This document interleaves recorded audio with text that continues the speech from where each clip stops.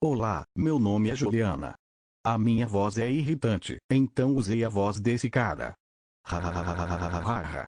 Esse é um vídeo informativo sobre cerâmicas e suas propriedades mecânicas. Olá, meu nome é Rodolfo. Com a evolução tecnológica e dos materiais foi possível introduzir os materiais cerâmicos nos mais diversos ramos da produção e da engenharia. E aqui nós vamos explicar como que isso pode acontecer. Vamos começar pela composição química dos materiais cerâmicos. As cerâmicas geralmente são uma combinação de metais com ametais, formando óxidos, nitretos e carbetos. Cerâmicas são estruturas formadas por ligações iônicas. As ligações covalentes e de dipolo permanente são direcionais.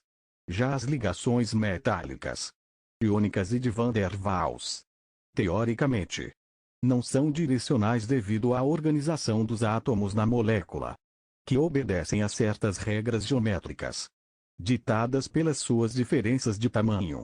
Dessa forma, as ligações direcionais satisfazem os ângulos de ligações das moléculas. Aqui é possível analisar a diferença gritante entre uma ligação direcional e outra não direcional. Chocante, não é mesmo?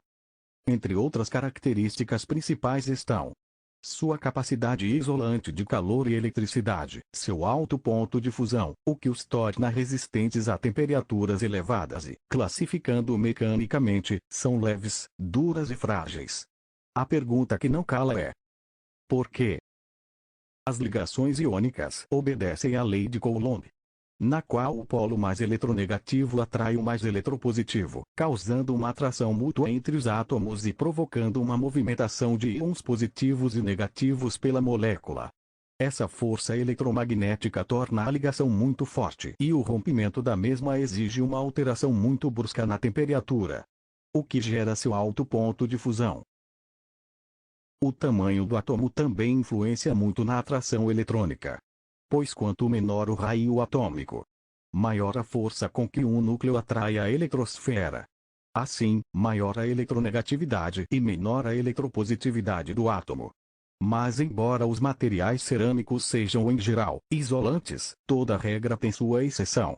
Como os cabos de transmissão, motores e geradores, que são cerâmicas com aplicações tecnológicas em sistemas elétricos. Os materiais cerâmicos são porosos, sendo indesejáveis quando se utilizam polímeros muito adesivos.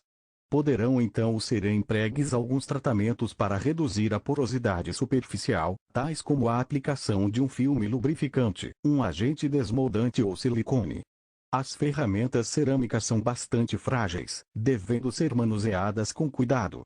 Em muitos casos, são adicionadas fibras de vidro para aumentar a resistência mecânica e a tenacidade. Para aumentar a condutividade térmica, são introduzidos pedaços de alumínio. Podem assim ser produzidas algumas centenas de peças, e serem obtidos ciclos de injeção de 30 segundos. A principal vantagem da utilização das ferramentas cerâmicas reside no baixo custo dos cerâmicos empregues e nos reduzidos tempos para a obtenção de um molde. As microestruturas destes materiais são, em geral, polifásicas porque as suas propriedades dependem fortemente das percentagens das diferentes fases, assim como da sua forma e distribuição. Deve referir-se que a preparação de amostras cerâmicas para análise materialográfica exige a utilização de técnicas adequadas, uma vez que a sua elevada dureza e fragilidade tende a originar elevadas taxas de arrancamento dos grãos durante o polimento.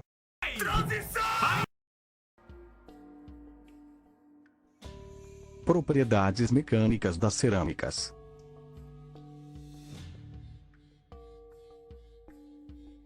Você acha que cerâmicas são resistentes ao choque? Você acha que cerâmicas são resistentes à tração? Errou. Errou feio, errou feio, errou rude. As cerâmicas possuem um módulo de elasticidade elevado quando não estão em estado sólido. Porém, a deformação plástica já é menos comum. Como a deformação plástica é muito difícil para materiais cerâmicos, com o aumento da tensão externa, ocorre o rompimento de grãos. Primeiramente rompem-se aqueles grãos que estão orientados de modo que sofrem tensões maiores que a tensão máxima que poderiam suportar. Esta tensão máxima depende do número de ligações que devem ser rompidas e do afastamento entre átomos cujas ligações serão rompidas. Veja o que acontece quando um vidro é submetido à tensão máxima.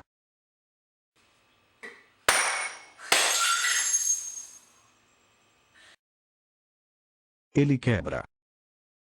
Os materiais cerâmicos, assim como outros tipos de materiais, são também utilizados em atividades que requerem resistência a esforços mecânicos. Portanto, devem resistir de modo confiável a estes esforços. As cerâmicas apresentam propriedades mecânicas bastante diferentes daquelas exibidas pelos metais.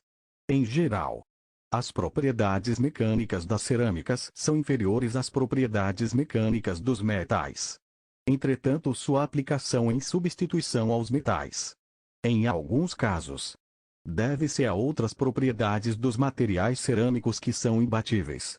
Por exemplo, as cerâmicas possuem alta resistência à oxidação e ao ataque químico por metais e escórias líquidas. As cerâmicas possuem também, em média, menor densidade que os metais. Em termos de propriedades mecânicas, a resistência à compressão das cerâmicas é maior que a dos metais, em face à alta energia das ligações iônicas. Entretanto, sua resistência à fração é muitíssimo inferior. Materiais vítreos não possuem ordem cristalina. Portanto, não existem planos cristalinos, discordâncias, sistemas de escorregamento e grãos. Em consequência, estas estruturas tendem a ser isotrópicas e possuem um mecanismo de deformação plástica diferente dos sólidos cristalinos. Na estrutura vítrea, a distância interatômica varia dentro de um certo intervalo. Portanto, a energia de ligação entre átomos vizinhos também varia. Quando uma tensão externa é aplicada ao material em dada direção, forças de tração atuam em planos e direções distintas. Também é comum a tensão de cisalhamento. Essa tensão precisa ser forte o suficiente para quebrar as ligações entre os átomos. Ao serem quebradas estas ligações, os átomos cujas ligações se romperam se reorganizam segundo a tensão e novas ligações entre átomos mais distanciados são rompidas. E o processo se repete. Isto provoca a deformação da estrutura. Esta deformação é denominada viscosa. Os materiais vítreos são utilizados em diversos ramos de produção. Legal saber que cerâmica não é só o prato da sua mãe, sua utilidade. né? Os mais comuns são os vidros da família Sodacal. Mas também podem aparecer com chumbo, silicato de boro, silicato aluminoso e sílica fundida.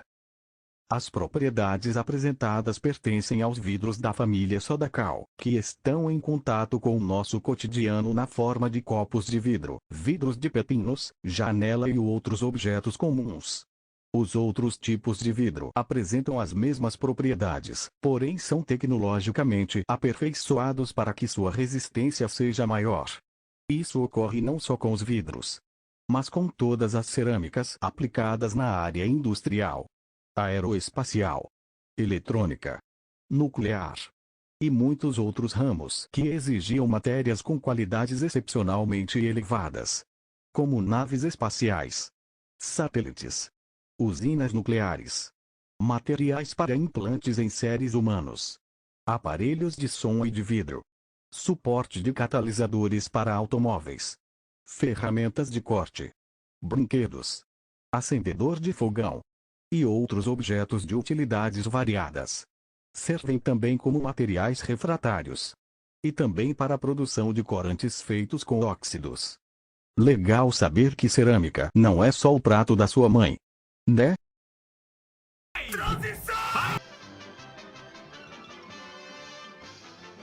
Isso é tudo, pessoal.